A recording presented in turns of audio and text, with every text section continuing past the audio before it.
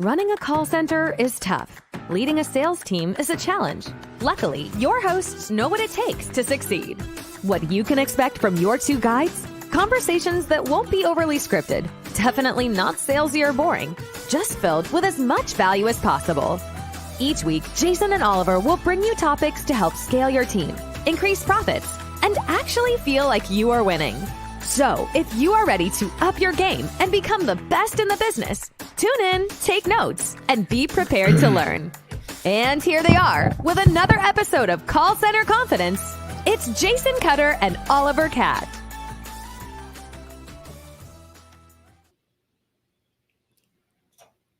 Hey, what's going on, everybody? Welcome to, this is episode 21, my friend Oliver, of the Call Center Confidence. We have broken through the 20s. We are now moving on up. Welcome, joining me, Mr. Oliver Catt. How are things? What's going on? Good. Thank you, Mr. Cutter. All good in the hood. Yeah, episode 21. Wow, that's monumental. We're rocking and rolling now. You know, we're talking a long time. We're almost like 6 months in, if you want to break it down. That way. When you put it that way, that's a long time. I even got dressed up today, as you see here. I decided to put on a jacket. I can't confirm or deny actual pants, but I do have a jacket on, so at least we're formal there. And actually, there's a reason for the jacket, which we'll talk about in the show. Updates for people. So all the replays are available. If people, if you're checking this out and you're want to play and catch up, you're like, where have these dudes been for the past 6 months of my life? I could have used them in helping build my call center confidence. Callcenterconfidence.com has all the episodes, all the replays. They are also on my YouTube channel for now, and we'll work on getting that set up. Some are on Instagram. You can find them on LinkedIn. Most all of them are on LinkedIn, on our business page, on the Facebook business page. We have a lot on there. We're working on some short clips too. And of course, there's the Call Center Confidence podcast available everywhere podcasts are sold, on all the streaming platforms. So if you want to binge listen, and if you're like me, you do it at 2x speed, and you want to hear us sounding like chipmunks at as fast as possible, then check out the podcast. Yeah, so much going everywhere. Do you know what? I love that 2x speed that you mentioned. I've only just found the pleasure that is 2x speed on WhatsApp voice notes. I didn't know that existed. Now you didn't know that? Oh, incredible. Yeah. I love that thing, especially when I drop like a 9-minute, what I call a podcast on WhatsApp. It's crazy. But we are everywhere. It's great. Episode 21, helping you guys build your confidence in call centers. And it's not just that. And I want to reiterate that. You know, I've spoken to a lot of people recently, and they're saying how much it's benefited and how much they're getting out of the value that we're kind of delivering each week. And I think it's important to really kind of note that, remember, I know we called it Call Center Confidence with Cutter Catt, but a lot of these skills are transferable into other jobs, other roles, other responsibilities. If you're a leader, if you're a manager, if you're working in HR, like we spoke about last week, you know, a lot of it is applicable in a lot of industries. I mean, our niche and our expertise come from the call center industry itself. But, you know, it's something that if you want to learn about management, if you want to learn about leadership, you want to learn about training, onboarding, quality assurance, HR, God knows wherever else we've gone in the last 21 weeks, then make sure you're tuning in, make sure you're listening.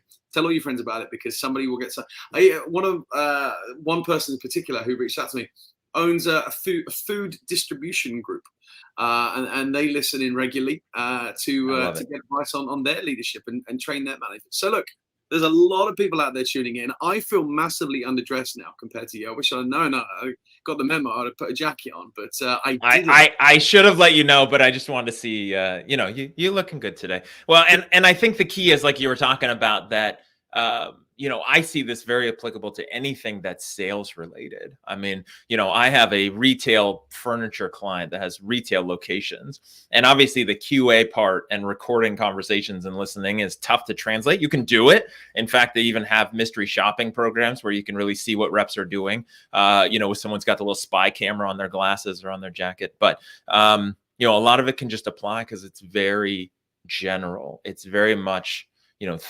principles that you can apply, especially as we've talked about it, where call centers were in person, like in an office, then everyone went remote. Some are hybrid. that has now made it so a lot of these things apply to any industry. So if you have a team of outside field salespeople, you might not have taken principles from call centers in the past because it's two different worlds, but now it's all kind of remote and it's all kind of field, and it's kind of how do you manage people and do things effectively no matter where your team is at. 100%. 100%. So, all right, talking about all that good stuff, Jason, where are we headed today? So one of the things that happens in business, and let's just say life, is that there's no such thing as stability. And anyone who's tuning in, if you saw the post that I made about this when we scheduled it, that is a fallacy. There is no such thing as stability, right? You're either growing or you're dying, right? Cells are either growing or dying. A plant is either growing or dying. Like, there is no such thing as stability. Now, it's the hope and goal of people, especially in their life, especially if you've gone through tough times. You're like, please just give me stability, level things out. When you're running a company, there's times where you may be hitting a growth phase. It's, no pain, no gain. So it takes a lot of work to grow, and you just want stability. You just want calm. You just want an off day every once in a while. The challenge with that is that's not really a thing. That doesn't happen for very long because, again, there's no such thing as stable and constant, especially if you're an organization full of humans and you have big aspirations and goals. Things will need to change. So the topic today is change, dealing with change, how to effectively incorporate change, manage change, which I don't think you can really manage it, inspire it, whatever words we want to use, and where that fits in, especially in a call center, and especially in a sales team. Again, especially with humans who do not want to change and may not understand the reason for it.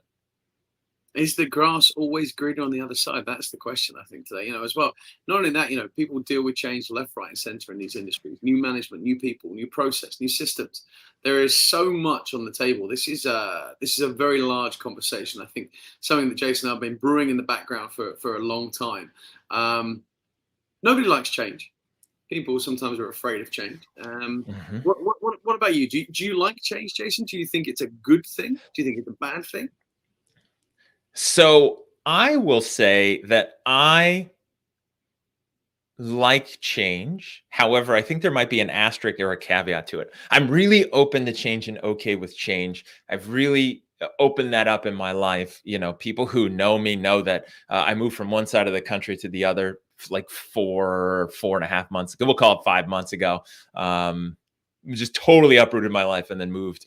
So I'm pretty open to a high level of change. And with that being said, there's still a comfort zone and things that we do. And what I've found with people is in some areas of their lives, they're open to change, right? Maybe someone who's open to a new restaurant or eating new food or maybe new places, but they like having a stable job. They like knowing what their routine is every day. They like living in the same town and they can't imagine moving out of that comfort zone. And so I think that's one of the big things when we talk about change is it's not just universally like, how do you embrace change? But, where are you open to it? Where are you not? And then how does that fit in business? How about yourself? Where do you see your comfort level of change? On a high level or on a low level? Do you know what? I'm in the middle with this, right? Because there are times when I seek change. I strive for change. Because for me, if you're not changing, you're not evolving. If you're not evolving, you're not getting better at what you learn. And that was instilled to me by one of my best managers that I ever worked for. Nearly 10 years ago now. But at the same time, I am a creature of habit. And I do like things the certain way. I know that I have to do X, Y, and Z when I know that I'm doing this for that person, that for this person. So for me, it's a bit of both. It's a mixture. In work and in a working environment, when I was an employee, and I was that employee of this person that I'm talking about, he pushed into me that, I should always be constantly evolving and changing. And I think that stuck with me. So for me, it's always about making things better in that environment. But if I know I've got a routine, I like to stick to a routine. I know that really contradicts what I'm saying. And I don't like to contradict myself at times. But I do like things the way they are. You know, I've had phone calls from managers before when they phone me up out of the blue and they've gone, "Hey, look, I know you're," this one always says to me, "I know you're on vacation, but your manager X has just left the business and I'm now your boss." Oh, okay. You know, so I think for me, I think that's a really good talking point today, especially in the working environment. Do we like change? And I know we talk about change management, we talk about stability, and I know, you know, you brought up all these funky, real, excellent points that I've got a feeling are going to stick with us for the next couple of episodes. But let's talk about leadership change. I think it's a great starting point there. So for me, from a leadership perspective, do you think change in a call center environment or any office environment, as we're talking about a minute ago, do you think everybody can always be prepared for that? Do you think people should be prepared for it?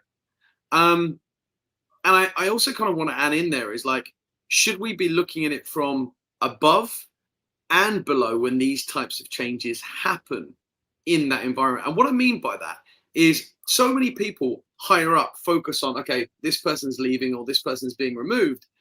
Do they think about the people beneath, the direct reports of this person that's either leaving, being forcibly forced out the door, or whatever it might be? And do you think that companies in that environment look at it from that level, or do they focus at the top? Where do you see it?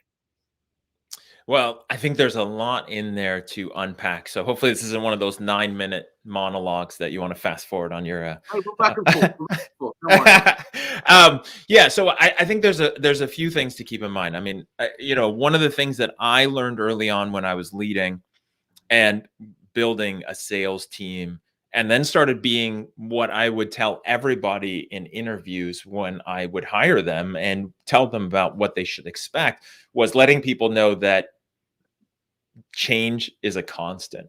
I promised it. I guaranteed it, that there will be change. And this is the line I've said. If anybody is watching this or watching this replay or listening to it, and I've ever interviewed you, this will sound very familiar, which is change is a constant. And not just because we want to change, right? Not just, hey, it's Tuesday, let's just change it where everyone's desks are and just mix it up, but because there's a reason and we want to do it and there's a business need for it. Ultimately realizing that the goal of a business is to succeed, make revenue, have profit, hire people, service customers. So if there's change that's happening, there's a reason for it. At least somebody thinks there's a reason.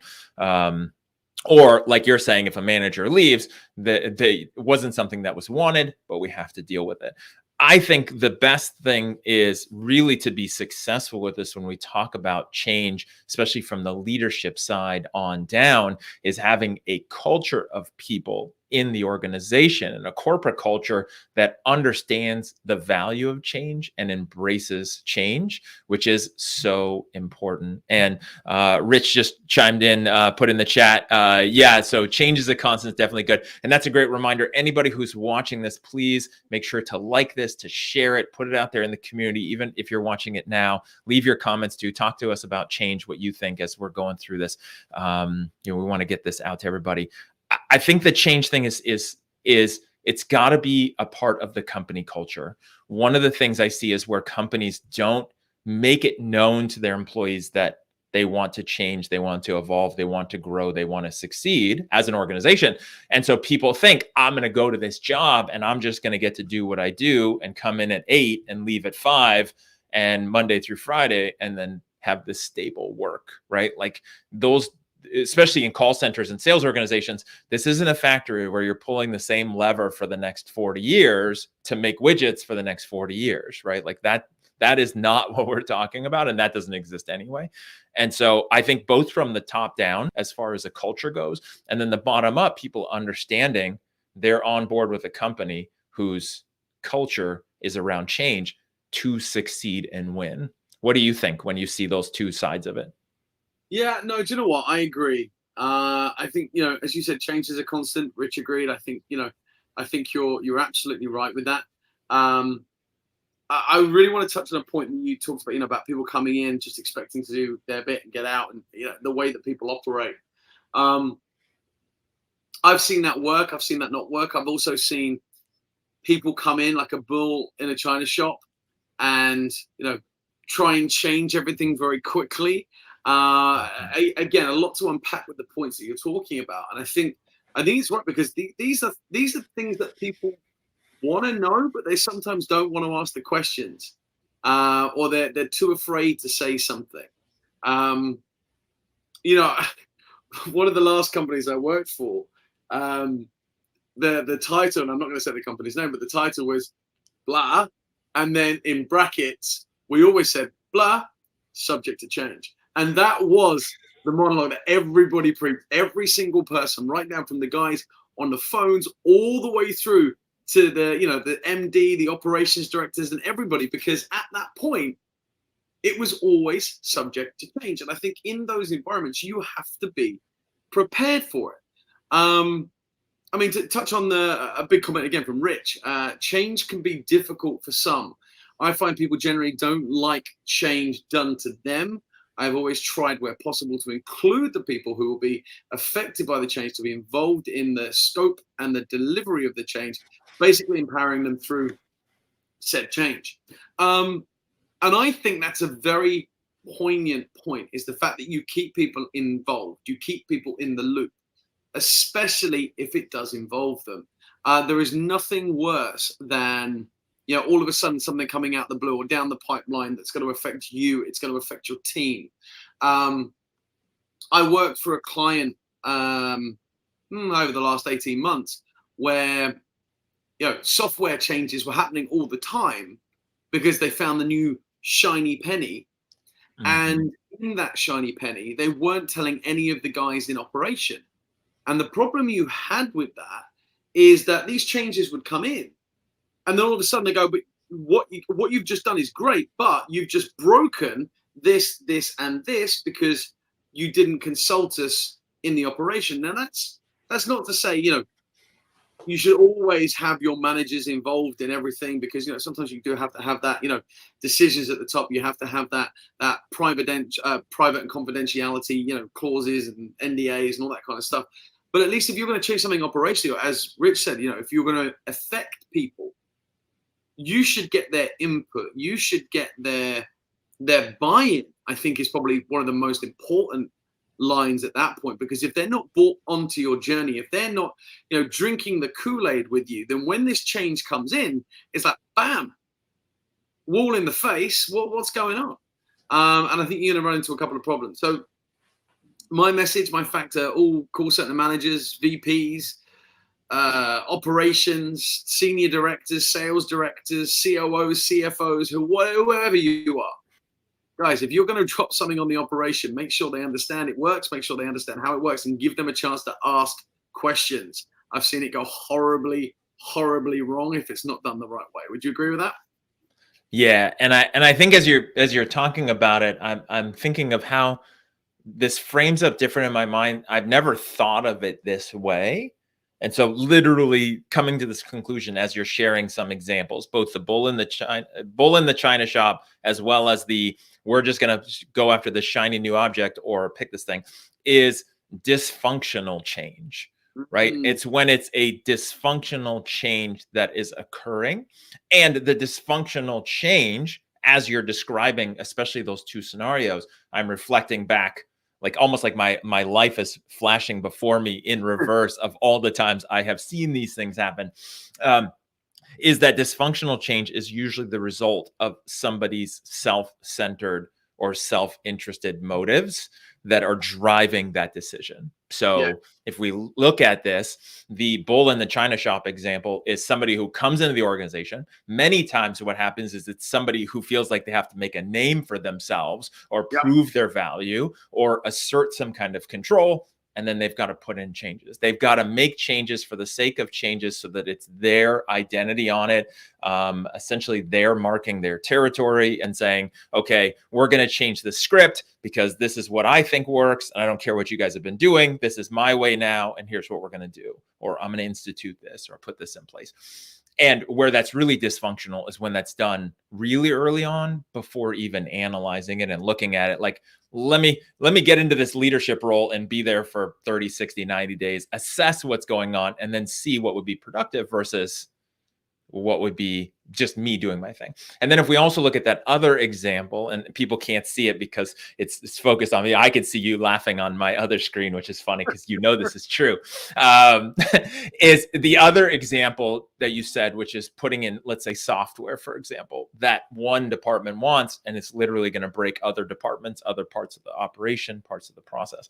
Again, that's dysfunctional change that's self-centered on that silo, usually sales, who says, we want this thing because we want to do this. Or, and I've seen this too, the tech team, the technology side says, oh, we think this thing would help. And then it causes this change that doesn't work. And again, it's dysfunctional. And the part of my mind that makes this so dysfunctional is that it's that selfish, self-centered on the individual or the department, the silo, and not the whole mission, how it affects everybody, and then ensuring that it's in the best interest of everybody. Doesn't mean everyone has to like it or agree, but that it is in the best interest of everybody. So I don't even know what to say. I think both points that you raised just brought back alarm bells that were going off in my head of companies that I've worked for, of clients, especially clients over the last couple of years that I've been working with. And I'll give you an example. I think it's always relevant to talk about examples in these situations because, you know, everybody can relate to them one way or another. I had a client where somebody left and they were replaced by somebody who had experience, but it was an internal movement. And I witnessed it. And they talked a good game, right? They were very good at managing up, but sucked at managing down. But this person wanted to put their name on everything. And when you said it, this is what started me off with my laughter in the background. I watched this person literally obliterate their predecessor's name from everything, and in the process rock so many people that this person's name couldn't even be that the new person, no one even wanted to mention their name because of what they'd done in the wake. I mean, literally it was tidal waves going off everywhere because they were like, I'm here, I'm new, I'm the new way, and instigated new ideas without consulting people. There were actually ideas from 2, 3, 4 years ago that didn't work. Now, it's not to say don't ever try something that's not worked before or whatever, but in that environment, these people even turned around and said, don't talk about it. And it's when you get clients like that and you see it, and I was there, I witnessed everything. It happened. It went that way. The same way I worked with somebody recently who wanted some senior level coaching, and the same thing. They witnessed the same change throughout, which is why they wanted the coaching, because they wanted to get people back to the root causes of the changes and where things broke. And I think in that moment they started to realize what was going to work and what wasn't going to work. And luckily, I think things were said and things were done before bridges were broken and gaps were broken. And I think that's an important point. The other thing you want to talk about is software. When things break in software, especially in call centers, it's something that nobody likes because ultimately you're running a business. But there are so many now software providers out there offering everything you will say. And look, we know a bunch of them. We're involved with a lot of them, and some of their products are great. So when it comes to SaaS products and SaaS companies out there that are offering this change, don't turn your nose up at it, because I think sometimes people out there don't realize some of the benefits, the cost implications, and the return on investment you can get from e-learning platforms and sales tools and speech analytics and QA platforms. There's so many. I mean, there's too many to mention. But don't be afraid of new platforms. That's a big piece of advice for anybody out there. That was a long piece for me. I'm going to shut up now. Well, no, it was a good end of the spectrums, and it's again, I think we could both go on and on about examples of people going into a leadership role and feeling like they've got to change things. I've even seen salespeople, frontline salespeople, want to come into a role and change everything. I, in fact, had this guy. I still remember him to this day. We referred to him as Sunglass Scott because there was 2 Scotts in a new training class, and he was bald. And while indoors at work all day for 9 hours a day, wore his sunglasses on the top of his head at work and training in a call center. And so Sunglass Scott came up to me, and I was the VP of sales, so several levels above him, but I made an appearance in training and I like to get to know people. He literally came up to me in a break. It found me in the hall, like on one of his breaks, and said, "Hey, your script is pretty good. I could see why it might work for some people, but give it about 30 days and I'm probably going to rewrite it and I'll make it all better and make it work." I was like, "Okay, that sounds good, Scott." He didn't make it 2 more weeks. Just his own performance wasn't good because he just wanted to change it instead of embracing it. And I think that's something super important. And I think when you're talking about the examples, and I know examples and people are listening to this, to me, I see that as a hiring, recruiting function, right? Are you vetting someone and finding out what it is that they want to do in that role? Again, frontline or higher up. And do they understand the culture? And then it's a leadership role of setting the leadership in place or abdicating. I think, and we beat this point senseless in other episodes, but I think we just need to keep bringing it up, is that a lot of times what happens is companies bring in a leader at some level in the org chart, and they say, "You have experience in this. Hopefully you know what to do. I'm going to abdicate it to you. I'm too busy doing other stuff. Good luck." And then that person is left on their own. And then you get the bull in the china shop instead of somebody who's not able to put things in place because somebody's actually leading them.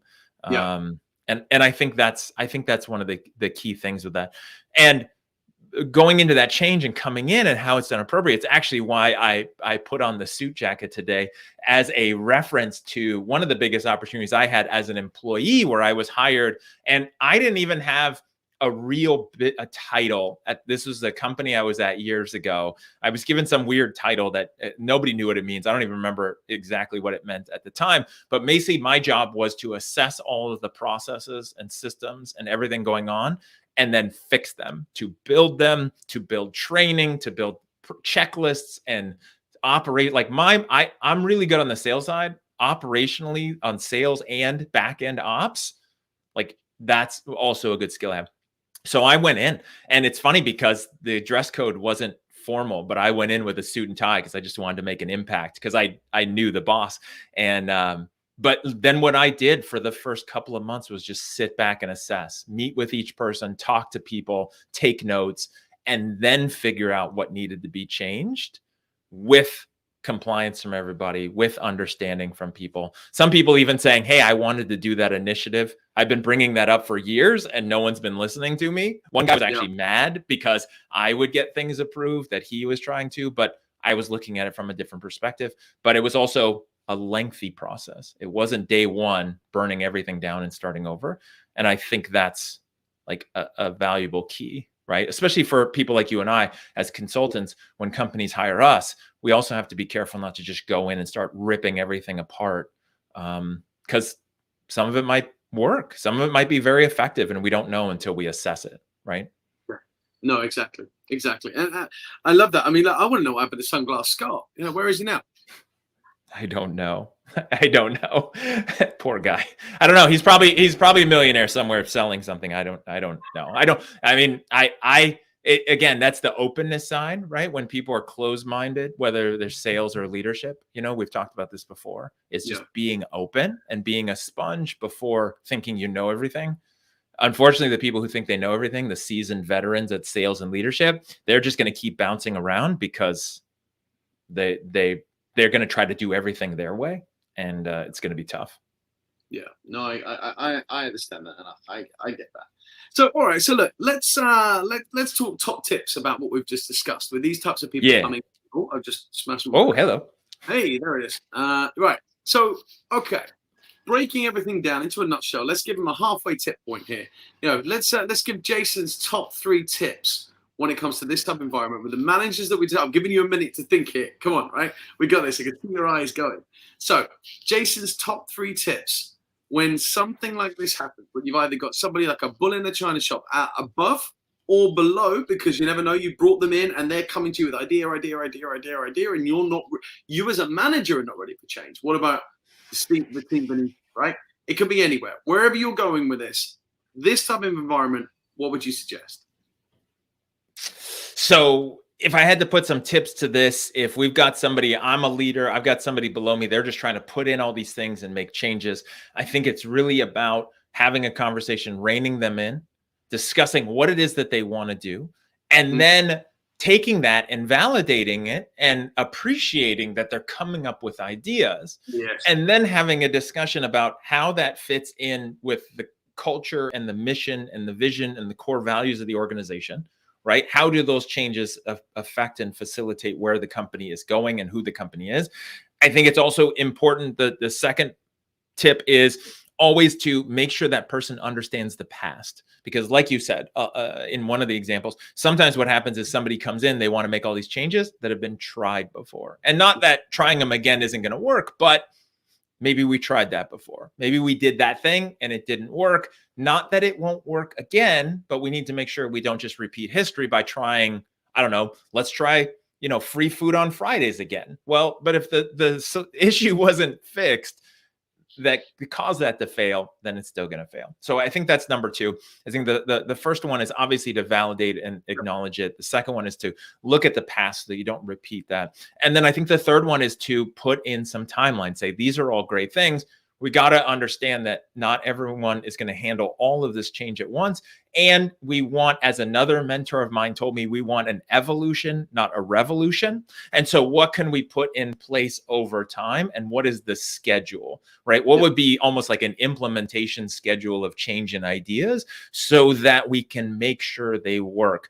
And then looking at examples for, a lot of people say they want to lose weight and they want to be healthy. Then what happens is they find out about some crash diet and they go on this extreme crash diet, right? Like they're not going to eat food for the next, 90 days at all, just liquids, right?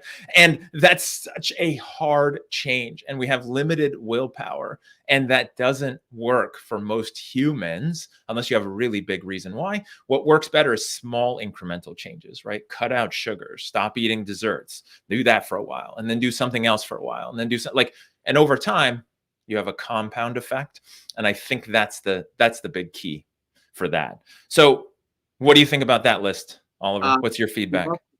Love them. First top tip I want to touch on is I think, your point about reining them in, but without kind of breaking them, I think is a very valid point.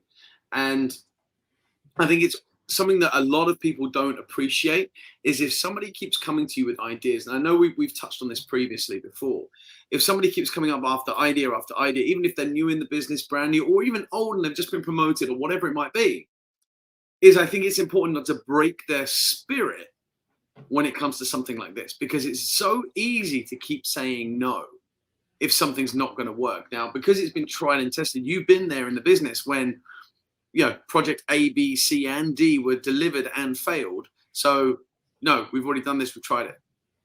Don't discourage them. Keep encouraging them to come back with more ideas. Keep encouraging them to say, hey, look, it's a great idea. It's been done before. It didn't work. Maybe even provide the reason why it didn't work and send them away to go and come up with a new strategy of how to implement this idea in the first place. 1, 2, 3 ways, whatever it might be.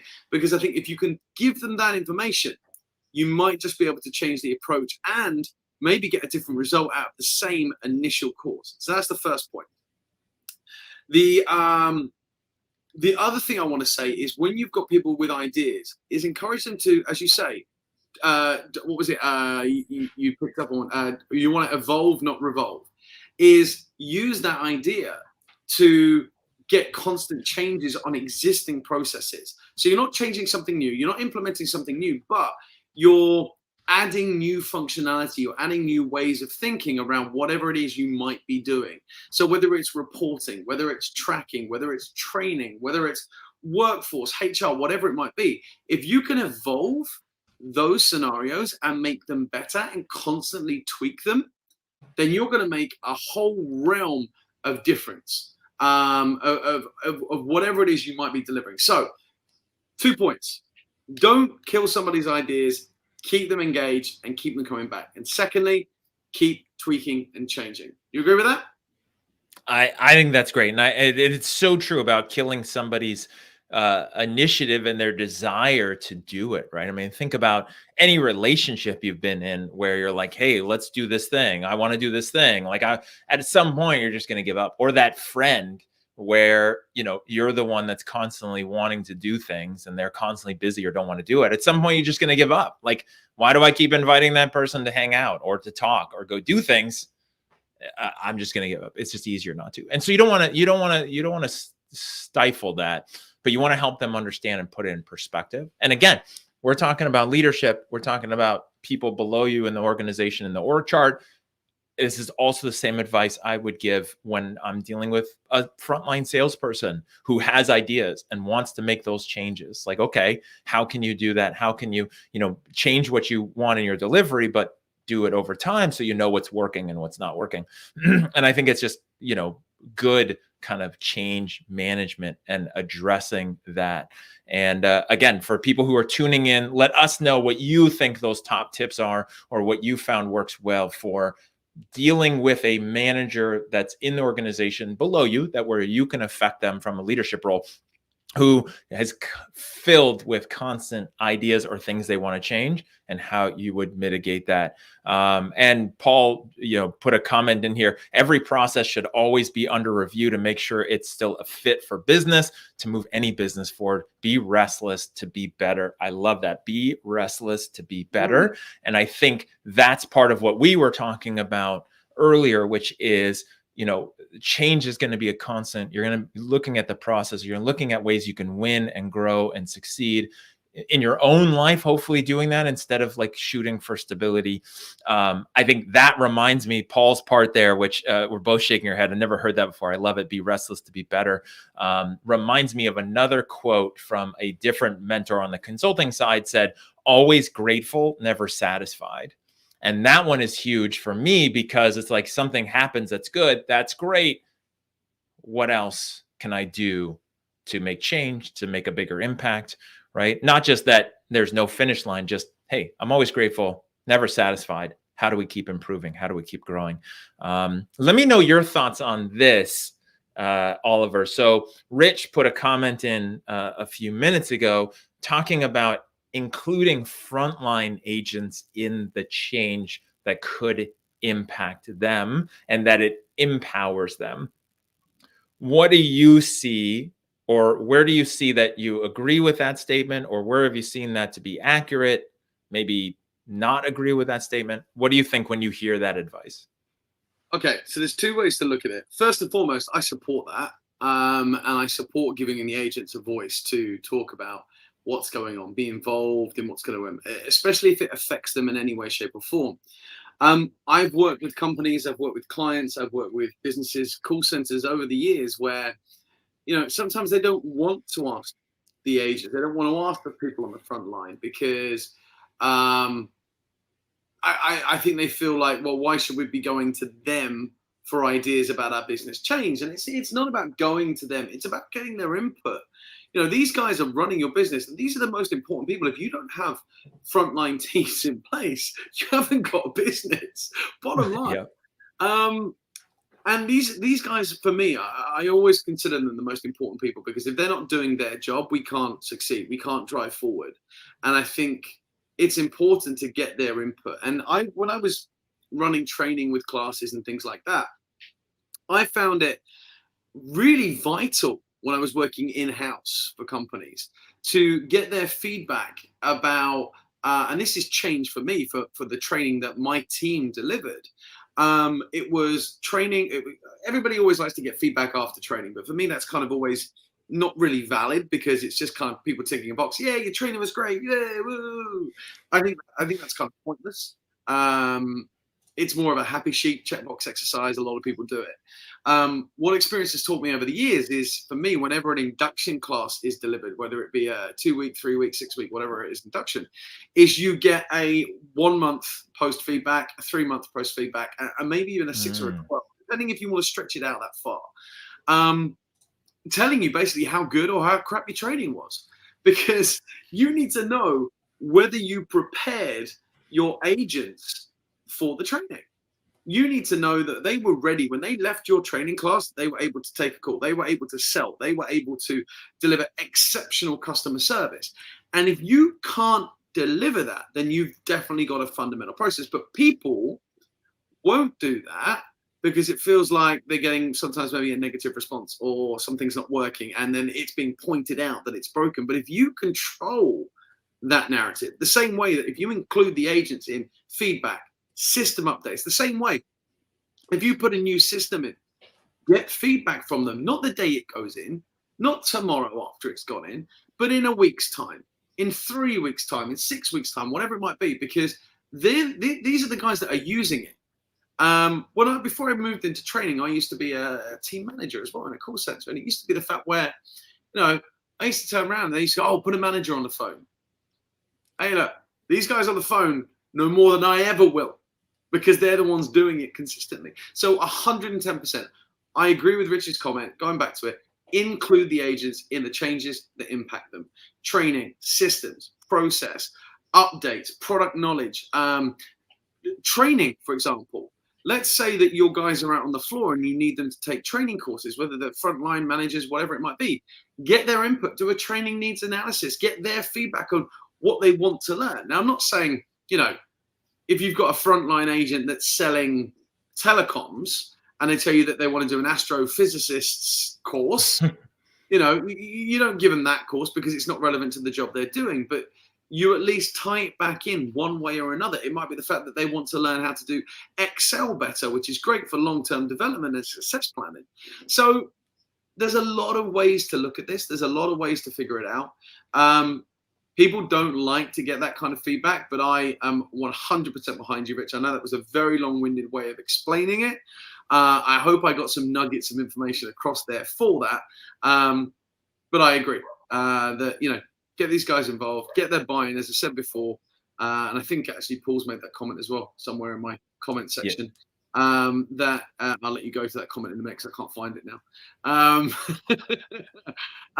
But that's my 2 cents. So I'm going to mostly agree. Okay. But maybe for one of the first times, kind of not disagree, but throw some giant caveats in there and some giant small print. So I totally on board with what Rich said, what Paul also put in the comment, what you were talking about is ensuring that everybody is on board with the change, sort of. So I think it's important to make sure everyone understands what is changing in advance.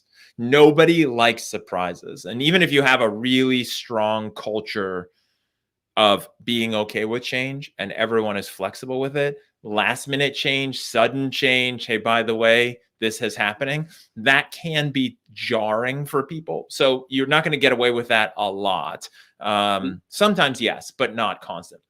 So I think one of the keys is you got to have that strong culture. Everyone has to understand it. That's part of the onboarding process. The recruiting process is having people understand, like, we're going to evolve and change. And then I think it's letting them know as far in advance as possible and, what's coming. And then here's the big thing that I've always learned that a lot of people don't necessarily do is they don't tell people why. They don't explain the business reason, the valid reason, the why behind this. So when something's like, okay, we're now buying leads from this new place, or we're now switching to this dialer, here's how it works. Good luck. Let us know if you have any questions. That's not explaining why the change happened. And I used to think it was just me because I like to know why, but most people, if they understand the why and they agree with it, and that why fits with the joint mission or vision or path that people are on, then people are more likely to accept it.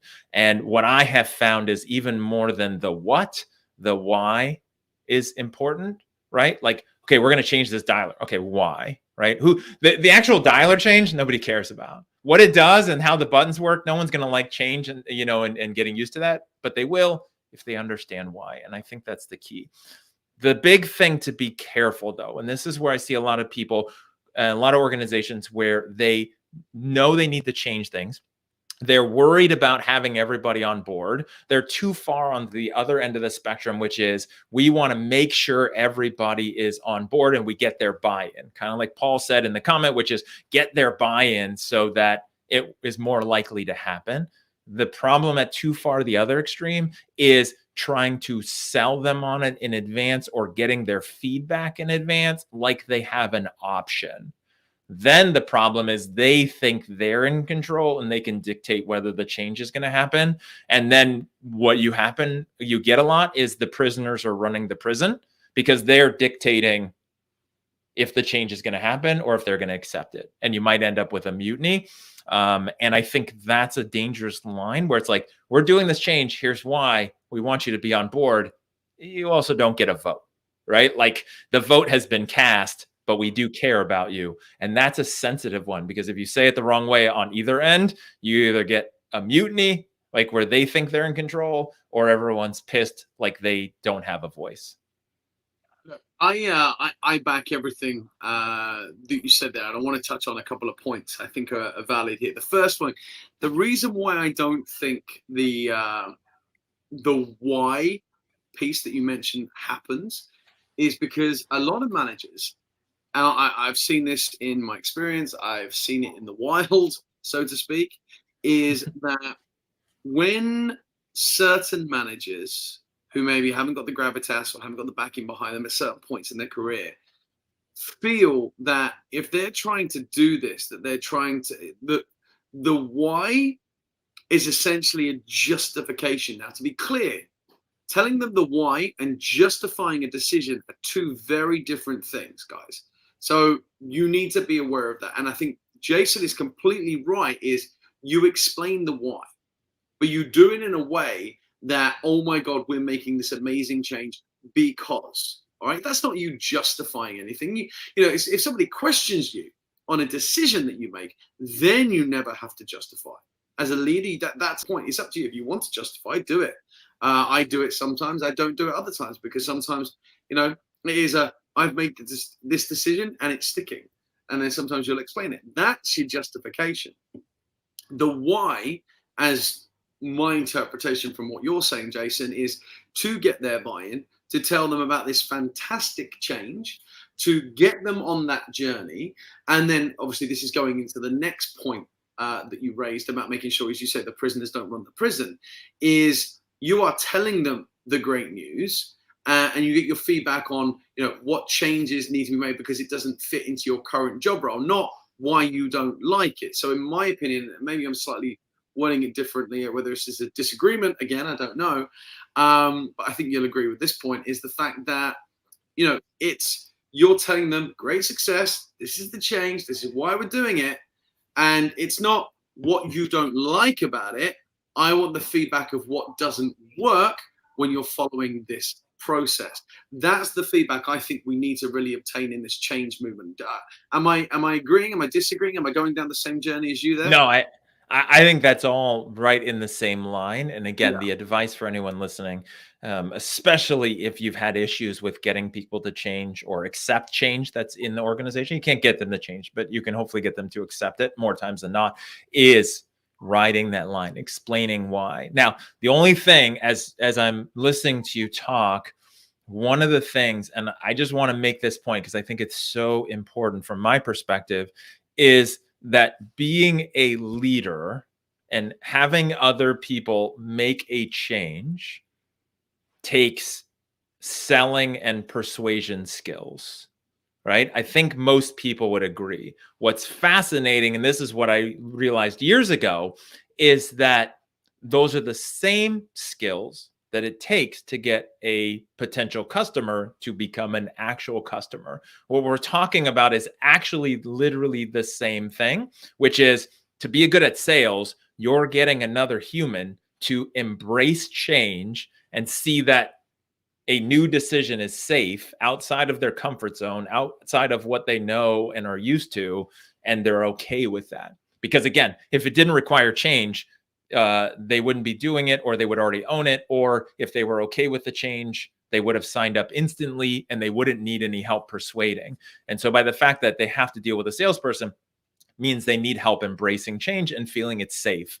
Those are the same skills for leaders, which is helping people feel safe, that the change is for their benefit being part of the whole, which is of the organization, and that it makes sense.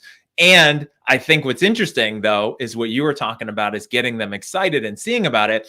You also, in my experience, maybe this is just my sales and leadership style, is I also do not want to sugarcoat change or oversell it or be too excited about change that isn't good. Obviously, it's always good for the organization, but it's like, hey, by the way, we're changing the comp plan. And it's going to be harder for you to make more money. Like coming in there and be like, hey, guys, we got some great news. This is going to be amazing. Like that's the same thing when you interact with a salesperson in your normal life who's way too excited about a pile of crap that you know they're trying to push on you. That's not really a good thing. And you can see through it, and it raises those alarm bells. I think one of the biggest things is relative to the change that you're trying to roll out to your team is have your message and your tone match how good or not good that change is going to be seen from their perspective, to just have that empathetic level. Do you agree, or are you all sunshine and rainbows no matter what the change is? No. With this one, I'm fully in agreement. Look, it's always great when we agree on things like this, but I always like it when we disagree in certain areas, because it gives everybody different opinions to choose from. Not that we always agree or disagree with each other, but it's a good talking point. But no, I'm firmly behind those, and I think that's a great. And as you said, it's a selling skills, it's persuasion skills. Obviously, using 2 of the 4 words of the name of your book in one sentence, great. I wonder if anybody else picked up on that one. Make sure that you're also authentic as a leader too. There we go.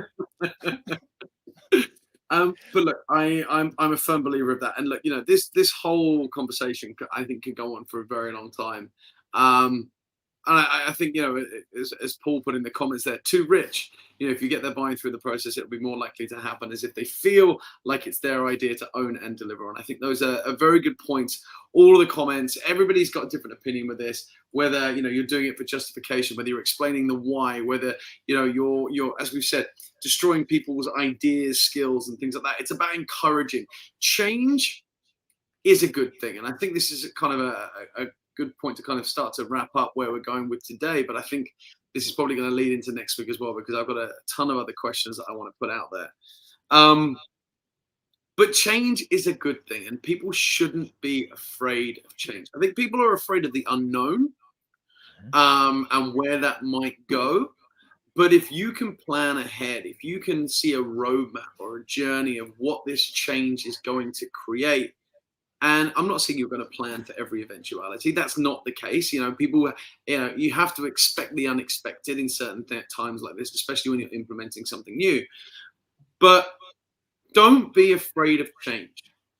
Be afraid of the unknown. And that means when you are changing, be as prepared as you can be and know what you can know in order to make your change successful. I think that's kind of where my head's at with those points. I don't know if you've got anything else to add to that. I think the only other thing, and this might carry over because it's a much longer kind of deep dive into it, is that one of the biggest keys is to understand evolutionary biology, evolutionary psychology, that part of our brain that still thinks it's a long time ago and it's trying to survive and everything is out to get it.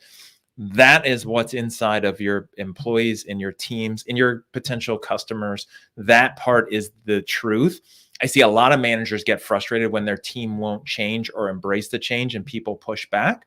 Part of it is the poor delivery and the poor rollout of that change. Part of it is just a lack of understanding and empathy to the subconscious and unconscious response that people have to change that they're not even aware of. They don't even know why they don't like the change.